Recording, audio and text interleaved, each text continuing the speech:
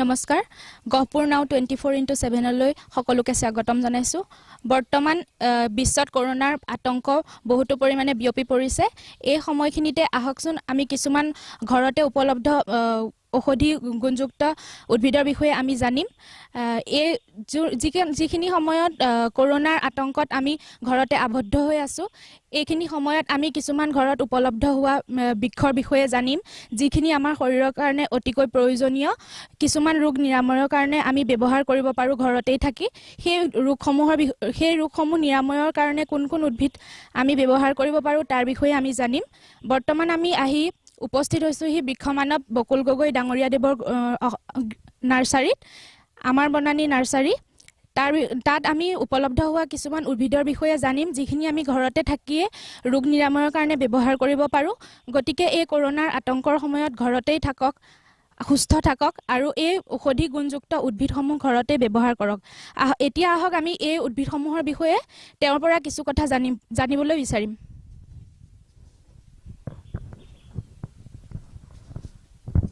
বৰ্তমান কৰোনাৰ আতংকৰ সময়ত আহকচোন আমি প্ৰকৃতিত পোৱা কিছুমান উদ্ভিদৰ বিষয়ে জানো বকুল গগৈ ডাঙৰীয়া দেৱৰ পৰা যেহেতু মই বৰ্তমান সময়ত বৃক্ষমানক বকুল গগৈ দেৱৰ ওচৰত উপস্থিত আছো তেওঁৰ পৰা আমি জানিব বিচাৰিম কিছু উদ্ভিদৰ বিষয়ে হয় নমস্কাৰ এটা বস্তু আছে আজিৰ বস্তু নহয় এটো বহু বছৰ আগৰ আয়ুৰ্বেদিক আজিৰ পৰা ৩,৫০০ বছৰৰ আগতে বহু হাজাৰ মানুহৰ পৰীক্ষা কৰি পিনি পোৱা গৈছে এটো হল মানে অমৰলতা ঘিলৈ অমিতা গুডুচি হোমলতা ইয়াৰ ৰসটো হল হোমৰস খালে মানুহ সদায় ইয়ং থাকে দেৱতাই হোমৰস পান কৰে বুলি কয় তো এইটো এবিধ বস্তু যি নেকি আমাৰ শৰীৰৰ প্ৰতিৰোধ ক্ষমতা বঢ়ায় ইমিউন সিস্টেম বঢ়ায় গতিকে আমি শৰীৰৰ প্ৰতিৰোধ ক্ষমতা বঢ়াবৰ কাৰণে আমি ইমিউন সিস্টেমৰ কাৰণে আমি ঘিলৈ হেৰি খাব পাৰো ই কেনেকুৱা হয় মই এডাল উঠাই থৈছিলো এটা হল এইবিলাক ইয়াৰ পৰা লতা আহিছে ওপৰৰ পৰা এই লতা দেখিছে এইডাল এতিয়া যেনে হগুনে এনেকুৱা এডাল লতা নি সেই শিমল গছৰ ওপৰত থৈ দিয়ে তাৰ পৰা এডাল এনেকৈ পঠিয়াই দিয়ে আৰু ইয়াতকে এডালৰ ওজন যদি চোৱা যায় তুলনামূলকভাৱে ওজনটো লতাৰ বেছি গতিকে ইয়াত এনাৰ্জিটো কনচেন্ট্ৰেট ৰূপত থাকে আৰু ই 100টা বেমাৰত কাম কৰে সেইকাৰণে ইয়াক সগুণী লতা বুলি কয় সগুণী লতা কয় আৰু অমিতাৰ কাম কৰাৰ কাৰণে ইয়াক অমিতা কয় তো এতিয়া সগুণে বহুত গেলা পচা বস্তু খালে সগুণৰ কেতিয়াও বেমাৰ নহয় কিয় সেই বাহত থাকে যে হয়তো সগুণে হয়তো খাবও পাৰে ইয়াৰ টুকুৰা চিঙি হয়তো খাব পাৰে নহলেও তাৰ কাষতে থকাৰ কাৰণে হয়তো ইয়াৰ পৰা বেমাৰৰ পৰা বাচি থাকিব পাৰে যিয়ে নহওক এডাল এতিয়া যেনে কঁকালৰ বিষত হ'লে বডি টেষ্টত থকাকৈ এই শিপাডাল মেৰিয়াব লাগে তেতিয়া কঁকালৰ বিষ ভাল হয় আৰু ইয়াক আমি খোৱাৰ পদ্ধতি আমি দেখুৱাম ইয়াক টুকুৰা টুকুৰকৈ কাটি লৈ এগিলাচ পানীত টুকুৰা কাটি লৈ থেতেলিয়াব লাগে থেতেলি এগিলাচ পানী উতলাই আধা গিলাচ বা 1 কাপ কৰিব লাগে আৰু 1 কাপ কৰিলে তেতিয়া খাব পাৰি ধুনীয়াকৈ আমি খাব পাৰোঁ আৰু ইয়াৰ লগত যদি তুলসী পাত দিলে তাৰ বহুত ভাল ফল পোৱা যায় লগতে হালধি তুলসী পাত দুইটা দিব পাৰি আৰু অন্যান্য দ্ৰব্য কিন্তু ইয়াক অকলে খালেও ভাল হয় সাধাৰণতে এবেগেট 1.5 বেগেট লতা এনেকুৱা এবছৰীয়া বয়সৰ যদি লতা খোৱা যায় তেতিয়াহ'লে সৰু সুৰা ভাইৰেলৰ কাৰণে অলৰেডি দুবাৰ বা তিনিবাৰ খালে সৰু সুৰা ভাইৰেল ঠিকই হৈ যায় কিন্তু ইয়াৰ ক্ষেত্ৰত আমি দুবাৰ নোৱাৰিলেও নিয়মকে এবাৰ খাব পাৰোঁ আমি এতিয়ালৈকে 11 মান আজি 4 বছৰ আগতে 11 মান পতঞ্জলি 11 দিছিলে আমি 11 গোটেই অঞ্চলত আমি বিলাইছো মানুহৰ ঘৰ ৰুবলৈ আৰু ইয়াৰ যথেষ্ট দাম আছে 10-15 টকা কেজিকে ইয়াৰ বিক্ৰী হয় পাৰ কেজি তো ইয়াৰ বনোৱা পদ্ধতিটো মই দেখাব বিচাৰিছো আমি ঘিলৈ আৰু অমৰলতাৰ বিষয়ে জানিছিলো তাৰ উপকাৰী গুণসমূহৰ বিষয়েও জানিছিলো এতিয়া আমি জানো আহকচোন কেনেকৈ এই অমৰলতাবিধ ঔষধ হিচাপে প্ৰস্তুত কৰা হয় অমৰলতা এনেকুৱা লতা আমি ল'ব লাগে লৈ পেলানি এনেকুৱা এডাল হ'ব লাগে এজন মানুহৰ কাৰণে এবাৰ তাৰপিছত এইটো আমি টুকুৰা কাটি 2 আঙুল বা 3 আঙুল দুখত কাটিব লাগে যদি লেতেৰা যেন দেখো প্ৰথমতে ওপৰৰ মাখি ছালটো এৰুৱাই ল'ব লাগে ভালদৰে ধুই মেলি তাৰপৰা টুকুৰা কাটিব লাগে কাটি লৈ থেতেলিয়াব লাগে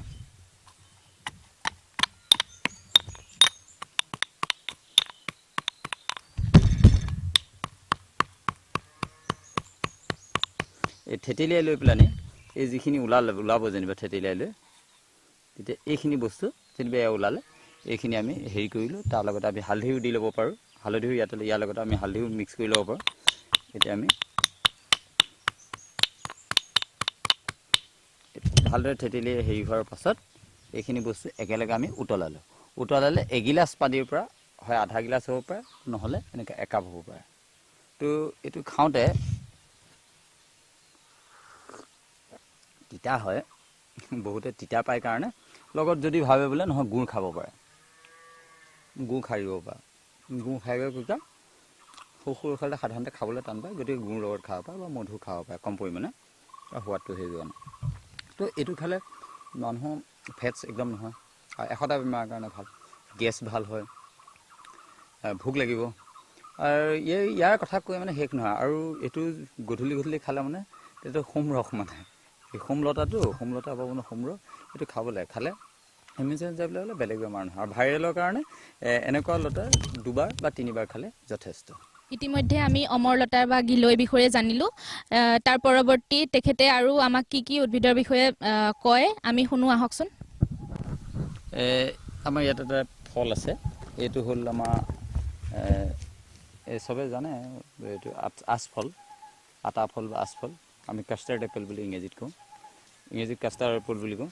এইটো হ'ল এনেকুৱা এবিধ ফল যি নেকি আমাৰ কেমতকৈ 5000 টাইমছ ষ্ট্ৰংগাৰ কেমতকৈ 5000 গুণ ষ্ট্ৰংগাৰ হয় আৰু ইয়াতকৈ যিটো সৰু জাত আছে এইটো হিন্দীত ৰামফল কয় আৰু ফলটো ৰামফল কয় আৰু এনেই এই গোটেই ফেমিলিটো ইয়াৰ সৰু জাতটো হ'ল এইটো সীতাফল কয় এইটো ৰামফল কয় তাৰ পাতটো সৰু আৰু ফলৰ চাইজটো তাৰ বেলেগ এইটো আমাৰ পুলি ইয়াতে দেখুৱাবৰ কাৰণে আনি থৈছোঁ তো ইয়াৰ ফল যিটো সীতাফলটো ইয়াতকৈ 10,000 মানে কেমতকৈ 10,000 টাইম ষ্ট্ৰংগাৰ বুলি তাক দাবী কৰা হৈছে আৰু এইবিধৰ যিমানবিলাক দৰৱ আছে এই চৰিফা কয় হিন্দীত গোটেই ফলটোৰ নামটো হিন্দী নাম তো চৰিফা ইয়াৰ পাতটো কেঞ্চাৰ দৰৱ হিচাপে ব্যৱহাৰ হয় গতিকে মই সকলোকে অনুৰোধ কৰিব বিচাৰিছোঁ যে এই ফলটো বা সীতাফল ৰামফল হওক সীতাফল মানে আটলাছ হওক সীতাফল হওক পেট ভৰাই খাব লাগে গাখীৰৰ লগত খাব লাগে বা এনেও খাব পাৰে পেট ভৰাই ভৰপেট খাওক আৰু প্ৰত্যেকৰ ঘৰতে এই ফলটো থাকিব লাগে আপোনাৰ ইয়াত থকা এই মিহিপতীয়া গছজোপা কি ইয়াৰ ঔষধি গুণসমূহৰ বিষয়ে জানিব পাৰিম নেকি এইজোপা হ'ল মানে হটমূল এস্পাৰাগাছ হটমূল হ'ল ইয়াৰ পাতটো ইয়াৰ এনেকুৱা আগ হওক বা ইয়াৰ কোমল পাত এনেকুৱা আগ বা ইয়াৰ কোমল পাত এয়া আমি ভাজি যদি খাওঁ আলুৰ লগত এইটো ভাল চকুৰ কাৰণে যথেষ্ট ভাল হটমূলত যথেষ্ট পৰিমাণে এ ভিটামিন থাকে হটমূল আৰু তাৰ এইটো আলু ইয়াত 100ডাল শিপা থাকে ইয়াৰ কাঁইটবিলাক উভুটা হয় হাতী লাগিলে হাতীও যাব নোৱাৰে ছিঙিব নোৱাৰে বান্ধি দিলে ইয়াক ছিঙিব নোৱাৰে ইমানেই শক্তিশালী হয় আৰু এইটো মানে আমাৰ শক্তিৰ বৰ্ধক ই খালে আমাৰ এনাৰ্জি পোৱা যায় আৰু শুক্ৰ উৎপাদন চবতকৈ বেছি কাম দিয়ে ইয়াৰ এগিলাচ গাখীৰ বা ডাঙৰ কাপেৰে একাপ গাখীৰৰ লগত 15-20 গ্ৰাম ইয়াৰ ৰস উতলাই লৈ খাব লাগে দিনে 2বাৰো খাব পাৰি এবাৰো খাব পাৰি বৰ্তমান সময়ত সৌন্দৰ্যৰ প্ৰতি লক্ষ্য ৰাখি সকলোৱে এলোভেৰা ব্যৱহাৰ কৰে মহিলাসকলৰ পৰা আৰম্ভ কৰি যুৱতীসকললৈকে এতিয়া আমি এই এলোভেৰা বিষয়ে জানিম আহকচোন এলোভেৰাৰ বিষয়ে অলপ জানো তেখেতৰ পৰা এলোভেৰা ছালকুঁৱৰী ঘৃতকুমাৰী বুলি কয় এলোভেৰা এইটো জেল যিটো এইটো এটা বহুত ভাল ইয়াক সৌন্দৰ্যৰ ৰাণী বুলি কোৱা হয় এলোভেৰা এইটো যি জেল এই জেলটো আমি ইয়াত যদি এনেকৈ সানি থওঁ ন এইটো চাইনিং আহে তো এই সৌন্দৰ্যৰ ৰাণী গতিকে ছালৰ কাৰণে চবতকৈ উৎকৃষ্ট বস্তু আৰু ইয়াক আমি এতিয়া ছেভিং ক্ৰীম হিচাপে ইউজ কৰিব পাৰোঁ ছেভিং কৰাৰ পাছত তাক ক্ৰীম হিচাপে ইউজ কৰিব পাৰোঁ আৰু যদি জুয়ে পুৰে তেতিয়াহ'লে জুয়ে পুৰিলে এনেকুৱা টুকুৰা হেৰি কৰিলে এইটো লাহেকৈ পুৰা অংশত এনেকৈ দিব লাগে তেতিয়া দি থ'লে একদম ঠাণ্ডা লাগি যায় আৰু যদি জ্বৰ হয় তেতিয়া জ্বৰ একদম কমি যায় জ্বৰ আৰু ধৰি লওক জ্বৰ হ'লে মানে কপালত দিয়াৰ উপৰিও হেৰিয়াত ভৰণ দিব পেটত আৰু কাষলতিৰ তলত ইয়াক এই জেলটো ভৰণ দিব পাৰি এইটো বহুত ভাল বস্তু ইয়াক আমাৰ আয়ুৰ্বেদৰ ভাষাত সৌন্দৰ্যৰ ৰাণী বুলি কোৱা হয় সৌন্দৰ্যৰ কাৰণে পানী খাব এক নম্বৰতে পানী খাব লাগে কিন্তু দ্বিতীয়তে এইটো বস্তু পুৱা গধূলি আমি সকলোৱে চাহ খাওঁ এতিয়া আহকচোন আমি জানো এই চাহ গছজোপাৰনো কি ঔষধি গুণ আছে চাহ আমাৰ মানে বহু বছৰ প্ৰথমতে আমাৰ চিংফৰ ৰজাই ব্যৱহাৰ কৰিছিলে বা আমাৰ উজনি অসমত থলুৱাভাৱে চাহ ব্যৱহাৰ খোৱা হৈছিলে চাহৰ এটিকেলি দুটিপাত সাধাৰণতে ব্যৱহাৰ কৰা যায় কিন্তু আমি বুঢ়াপাতো আমি ইউজ কৰিব পাৰোঁ চাহ সেইটো নহয় যে ইয়াক নি পিনি মেচিনত নি পেলাই বনালেহে চাহ হ'ব আমাৰ বাৰীতে চাহ ৰুই পেলাই আমি ঘৰত খাব পাৰোঁ আমাৰ এই বনশ্ৰীৰ জন্মদিনৰ পৰা এইবিলাক চাহ গছ আমাৰ ঘৰত ইয়াৰ চাহে আমি খাওঁ ইয়াৰ চাহ মেইনলি চাহ অৱসায় মানে আমাৰ ভাগৰুৱা অৱস্থা দূৰ কৰিবৰ কাৰণে চাহ খোৱা হয় চাহত এণ্টিঅক্সিডেণ্ট আছে আৰু চাহত বহুত বস্তু আছে কিন্তু এতিয়া শেহতীয়াকৈ মই ক'বলৈ গৈছোঁ চীনৰ বিজ্ঞানীয়ে দাবী কৰিছে থিঅ'ব্ৰমাইন থিঅ'প্ৰপাইলিন আৰু মেথালেক্সিথিন এনেকৈ 3টা বিশেষ ষ্টিমুলেণ্ট কম্পাউণ্ড আছে যিকেইটাই কৰোনাৰ ভাইৰাছ প্ৰতিৰোধ কৰাত সহায় কৰে বুলি মানে তাৰমানে কি ইমিউন ছিষ্টেম বঢ়ায় যাৰ কাৰণে কৰোনা ভাইৰাছ হেৰি হয় বুলি প্ৰতিৰোধ হয় বুলি দাবী কৰিছে আমি চাহ কেনেকৈ বনাম চবৰে এটা সন্দেহ আছে যে চাহ মেচিনত ভৰাব লাগিব তেতিয়াহে চাহ হেৰি হ'ব চব বস্তু আমি ফ্ৰেছ বস্তু খাওঁ কিন্তু চাহটো কুটি কুটি ছাগলী গু নিগনি গু পঁইতাচোৰা গুৰ নিচিনা মিহি মিহি হ'লে আমি খাই ভাল পাওঁ কিন্তু আচলতে সেইটো নহয় চাহ সদায় ফ্ৰেছ খাব লাগে চাহ যিমানে নিজৰ ঘৰত খাই ফ্ৰেছ খাব এই কাপ চাহ বনাইছোঁ ইয়াৰ সোৱাদেই বেলেগ ইমান কেইটামান চাহপাত এজন মানুহৰ কাৰণে লৈ পেলানি 2 মিনিট বা 3 মিনিট উতলাই দিলে হৈ গ'ল এয়া চাহ চাহ তুমি খোৱাচোন এয়া এয়া চাহৰ লগত এয়া গুড় মিলাই চাহ সদায় গুড় খাব লাগে চেনিটো চাহৰ লগত খোৱাটো সেইটো হেৰি নহয় চাহৰ লগত সদায় গুড় খাব লাগে যিমানে গুড় হয় সিমানে ভাল কাৰণ তাতে য়েলো ছালফাৰ দিয়া থাকে কুঁহিয়াৰ ৰসৰ এইটো চাহৰ সোৱাদেই বেলেগ এতিয়া আমি জানিম ত্ৰিফলাৰ বিষয়ে ত্ৰিফলানো কি ইয়াক কেনেকৈ প্ৰস্তুত কৰা হয় আৰু ইয়াৰ ঔষধি গুণসমূহ কি কি ত্ৰিফলা হ'ল 3বিধ ফলৰ সমষ্টি আমাৰ কম্ফ পিত্ত বাত আমি তিনিটাৰ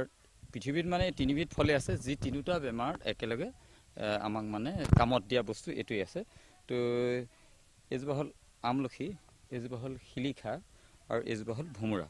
আৰু ইয়াৰ এই ফলকেইটা এই আমলখি শিলিখা ভোমোৰা 1:1:2:3 এতিয়া আমি প্ৰথমতে ইয়াতে হেৰি আমলখি ল'ব লাগে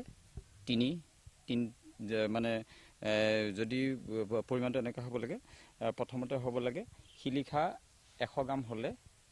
ভোমোৰা হ'ব লাগে 200 গ্ৰাম আৰু আমলখি হ'ব লাগে 300 গ্ৰাম সেইটো জোখতে বনোৱা যায় এইটো ত্ৰিফলা খোৱাৰ নিয়ম আছে ত্ৰিফলা যদি কাৰোবাৰ যদি কনষ্টিপেশ্যন থাকে তেতিয়াহ'লে ত্ৰিফলা ৰাতি 1 গিলাচ গৰম পানীৰ লগত এনেকুৱা এচামুচ ত্ৰিফলা গুড়ি দি পেলানি খাব লাগে গুলি লৈ পিনি খাব লাগে আৰু যদিহে কনষ্টিপেশ্যন নাই তেতিয়া এই পোষক তত্ত্বৰ কাম কৰিব গুড় বা মৌৰ লগত ৰাতিপুৱা খাব লাগে তেতিয়া আৰু ত্ৰিফলা 12 বছৰ যদি কোনোবাই ত্ৰিফলা খায় তেতিয়াহ'লে বাকসিদ্ধ হয় ত্ৰিফলাৰ গুণ সাংঘাতিক আৰু ত্ৰিফলা খালে মানুহৰ অজস্ৰ বেমাৰৰ পৰা বাচি থাকিব পাৰে এইটো বহু হাজাৰ মানুহক পৰীক্ষা কৰি হোৱা বস্তু আৰু যদি ত্ৰিফলা আমাৰ মানুহে খায় তেতিয়াহ'লে বাকী এলোপেথি মেডিচিনৰ কোনো কামেই নাই আমি আজি এইখিনিয়ে ঔষধি গুণযুক্ত উদ্ভিদৰ বিষয়ে জানিলোঁ পৰৱৰ্তী সময়ত আমি আৰু জানিম আজিলৈ ইমানতে আমি সমাপ্ত কৰিছোঁ